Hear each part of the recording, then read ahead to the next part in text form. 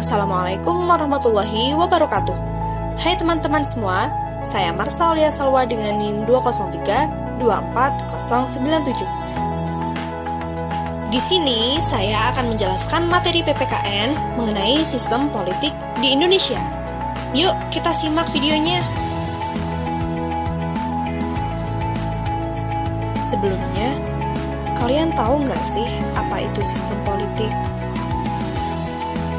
Nah, sistem politik itu sendiri adalah seperangkat struktur dan proses politik yang mengatur suatu masyarakat melalui kekuasaan, wewenang, dan pengambilan keputusan. Maksudnya adalah, sistem politik ini merupakan unsur-unsur yang tertata dan saling berhubungan untuk proses membangun atau mendapatkan kekuasaan dalam masyarakat yang penting untuk membuat keputusan tentang keadaan masyarakat itu sendiri. Lalu, adanya sistem politik ini bertujuan untuk apa sih? Nah, sistem politik ini dibuat untuk menjaga agar negara tetap aman dan stabil. Maksudnya seperti menyelesaikan masalah serta mendukung pertumbuhan ekonomi dan sosial. Selain itu, sistem politik juga bertujuan untuk memungkinkan masyarakat berpartisipasi dalam proses politik, seperti adanya pemilu. Sistem politik juga berupaya menjunjung tinggi kebebasan dan hak asasi warga negara seperti kebebasan berbicara, berkumpul, dan beribadah.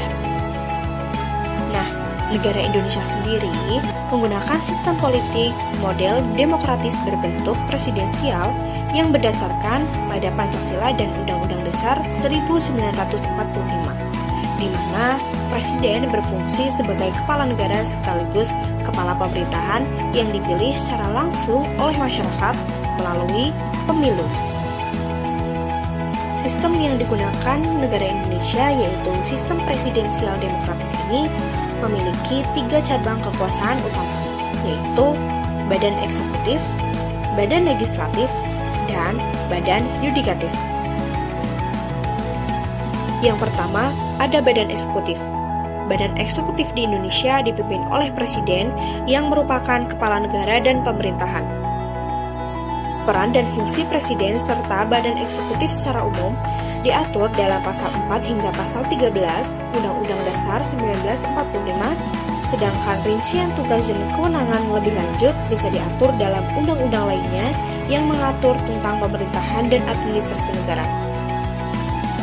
Nah, peran dan fungsi badan eksekutif berdasarkan undang-undang tersebut seperti kepala pemerintahan, pelaksana kekuasaan eksekutif, pemimpin kabinet, kepala negara, dan yang lainnya.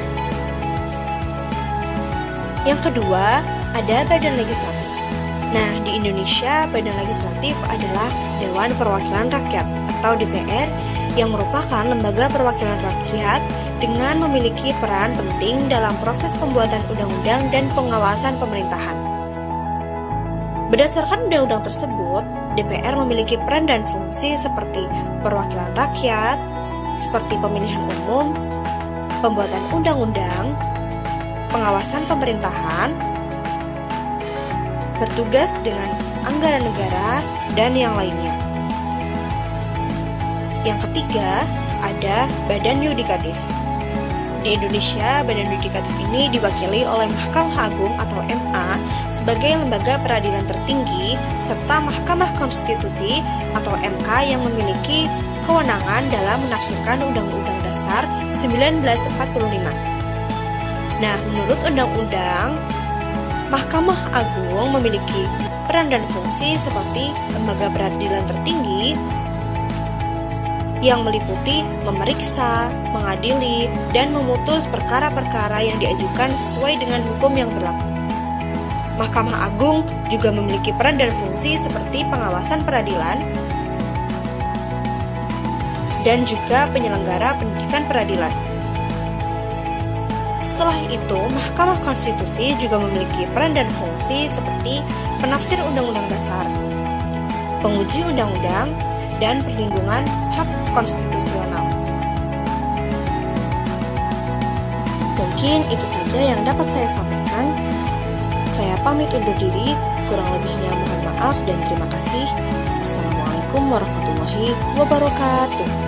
Baik teman-teman.